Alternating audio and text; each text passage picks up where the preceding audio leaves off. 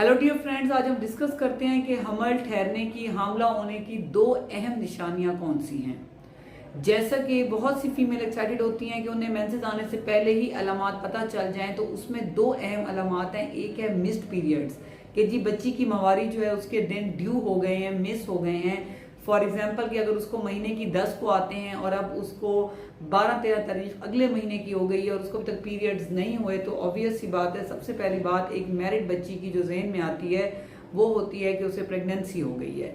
उसके अलावा जो है जो दूसरी अहम है वो है पेन, कि जी फीमेल को पेन है। उसमें जो है 2-3 जगह बहुत ज़्यादा अहम है। उसमें सबसे पहले लोअर एब्डोमिनल पेन है, क्योंकि जिस टाइम भी एग और स्पर्म मिलते हैं और आके जाइगोट इम्प्लांट होता है यूट्रस में, उस टाइम पे जो इम्प्लांटेशन के टाइम पे हल्की सी स्पॉटिंग का होना और लोअर एब्डोमिनल पेन होना क्वाइट नॉर्मल है। और उसके साथ साथ ब्रेस्ट पेन, जो फीमेल की जो छाती है, ब्रेस्ट है, वो इनगॉर्ज हो जाती है अंडर हार्मोनल इन्फ्लुएंस, तो जो है ब्रेस्ट पेन का होना भी क्वाइट नॉर्मल है।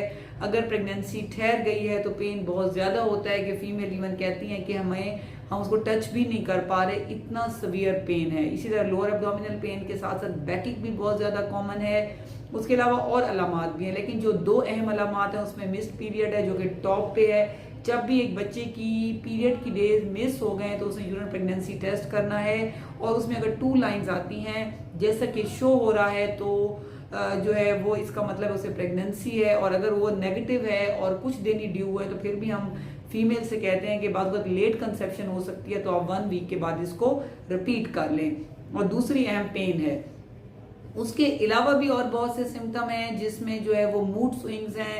फीमेल में बहुत ज्यादा चिड़चिड़ापन, मॉर्निंग सिकनेस होना शुरू हो जाती है, सुबह उठने का दिल नहीं कर रहा होता, नोजिया, वॉमिटिंग, मतली और उल्टी की कैफियत का होना भी क्वाइट नॉर्मल है, क्योंकि हार्मोन्स की वजह से जो है फीमेल की जो है वो जहाँ पे टेस्ट चेंज होता है तो वहाँ पे उसको नोजिया वॉमिटिंग का होना भी क्वाइट नॉर्मल है।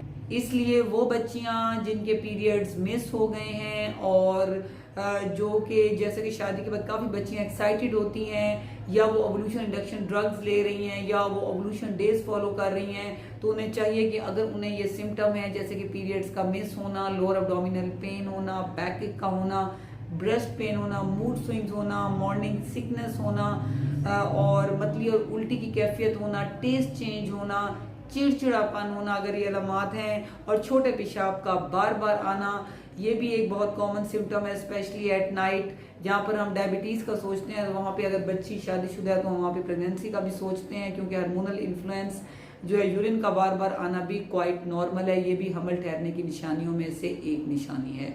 अगर आपको ये अलामात है तो फौरन अपने गायनेकोलॉजिस्ट से रब्ता करें, अपना यूरिन फॉर प्रेगनेंसी टेस्ट करें। अगर जो है, क्योंकि उसकी एफिकेसी अप टू 65% होती है, अगर उसमें कोई एरर होता है या कोई प्रॉब्लम आ रहा है तो फिर डॉक्टर आपको ब्लड बीटा एसिडी लेवल्स कहेंगी, जो कि एक कन्फर्मेटरी टेस्ट है। उसके अंदर बिल्कुल कंफर्म हो जाता है कि आपको प्रेगनेंसी है या नहीं, और 6 वीक के फिर हम अल्ट्रासाउंड का कहते हैं, ताकि सैक की हम लोकेशन देख सकें कि आया वो यूट्रस में है, कहीं बाहर एक्टोपिक प्रेगनेंसी तो नहीं। तो ये तमाम चीज़ें तभी पॉसिबल है जब आप एक प्रॉपर डॉक्टर के पास जाते हैं और अपने आप को वैल्यूएट करवाती हैं। Thank you so much.